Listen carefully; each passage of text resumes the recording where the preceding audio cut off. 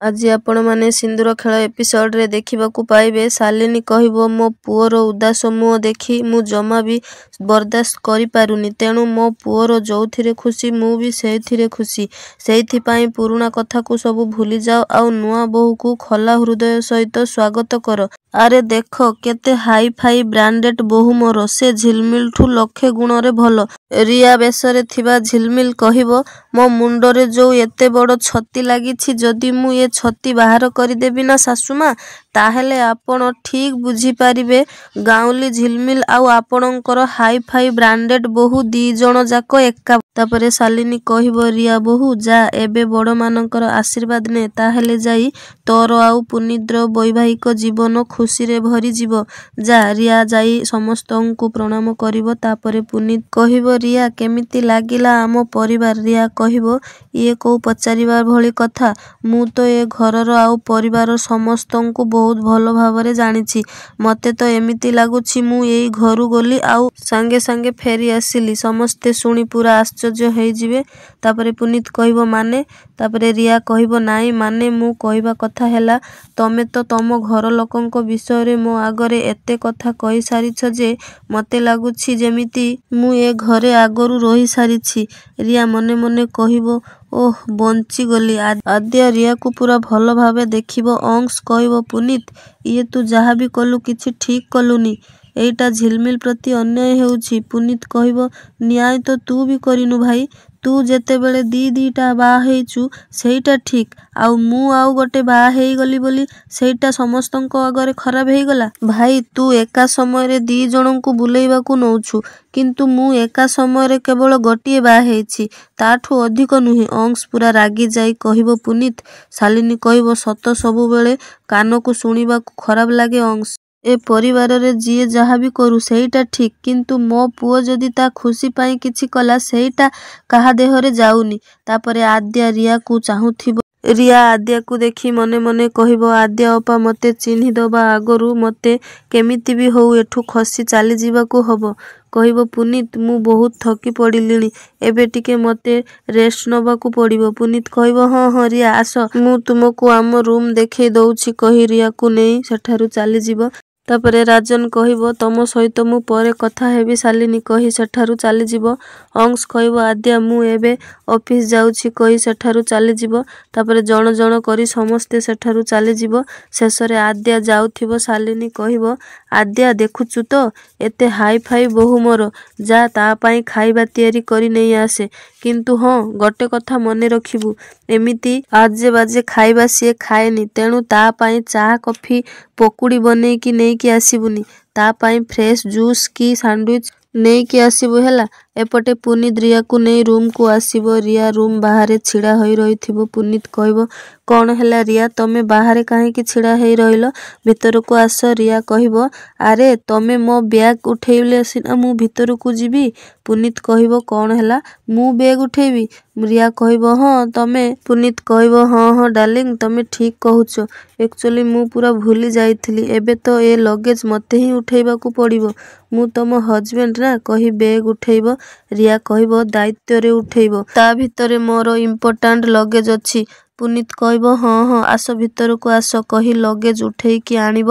ତାପରେ କହିବ ଦେଖ ରିୟା ଏଇଟା ହେଉଛି ଆଜିଠୁ ଆମର ରୁମ୍। ଏଣିକି ତମର ସୁଖ ଦୁଃଖ ଭଲ ମନ୍ଦ ସୁବିଧା ଅସୁବିଧା ପ୍ରତ୍ୟେକଟି କଥାର କେୟାର ନେବି ମୁଁ।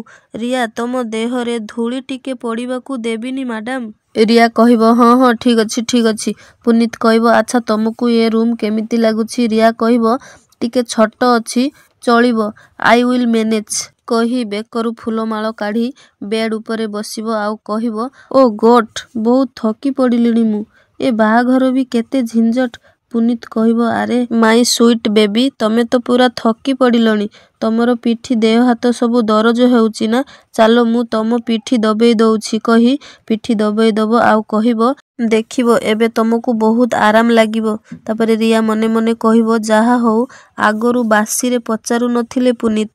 କେତେ ବଢ଼ିଆ ବ୍ୟବହାର କରୁଛନ୍ତି ମୋ ସହିତ ଏକଦମ କିଣା ଚାକର ଭଳି। ଏମିତି ସ୍ୱାମୀମାନଙ୍କୁ ଠିକ୍ ଏଇଆ ହିଁ ଦରକାର। ଭକ୍ତି କଲେ ଏମାନେ ସିଧା ମୁଣ୍ଡରେ ପାଦ ରଖିଦିଅନ୍ତି।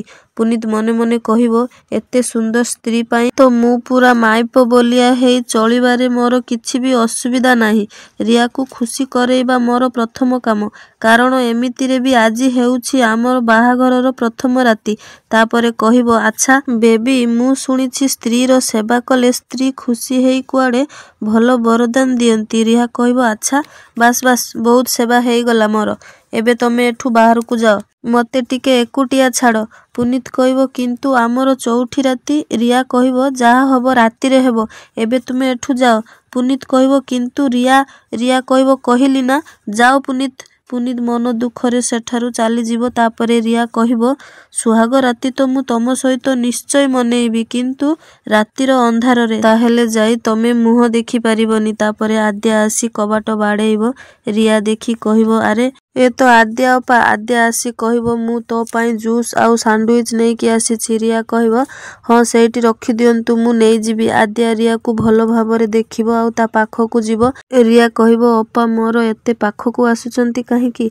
आद्या कहिबो तू जानिछु तो पुनीत आगरु विवाहित, ता परे भी तते टिके एतिकी लाज लागिलानी जे तू जानी शुणी गोटे स्त्री लोकर घर भांगिबाकू एठिकी चाली आसिलु। रिया कहिबो एमितिरे भी पुनीतर प्रथम स्त्री ताकू छाड़ी चाली गला तो सेथिरे मोर कौन दोष? एमितिरे भी भगवान समस्तंको खुशी रे देखिबाकू चाहंती। आद्या कहिबो तू तांकर तृतीय स्त्री, तू भाबी पारुछु तो ए समाज रे लोक माने तते कौन कहिबे? तापरे रिया मने मने कहिबो अपा प्लीज मते टिके एका छाड़ी दियन, काहेकि मो पछरे पड़िचो। मु जाने तमे झिलमिल को बहुत भलो पाओ आउ ता पाई तमे दुखी मध्य, किंतु मु तुमको केमिति कहिबी ये मु झिलमिल। तापरे कहिबो हां तृतीय स्त्री हेली तो सेथिरु कौन हैला? पुनीत को सांगरे मो जोड़ी भगवान बनेइछंती। हां अवश्य आमको मिसेइबाकू ताकू टिके समय लागिला। अच्छा मोर एबे टिके काम अछि मु आसुछि कहि सेठारु चाली जाउथिबो। आद्या कहिबो एई र कुआडे जाउछु कहि ता पछे पछे जाउथिबो। आद्यार गड़ मोड़ी हेई जिवो। आद्या चित्कार करिबो। रिया आद्यार चित्कार शुणी पछकू भूली चाहिबो आउ कहिबो अपा तमे ठीक अछ तो तमर कौन हैला? अपा आस कहि आद्या को हाथ धरी आनी बेड उपरे बसेइबो। रियार व्यस्त हेबा देखि आद्या पूरा आश्चर्य हेई जिवो। रिया को चाहि रहिबो। रिया आद्यार गड़ मालिश करिबो आउ कहिबो अपा एबे तुमको बहुत भलो लागिबो। आद्या कहिबो अच्छा तू तो एबे निज विषय रे किछि कह, माने एया जे या पूर्वरु तू कोउठी रहुथिलु, कौन काम करुथिलु आउ पुनीत सहित केमिति देखा हैला?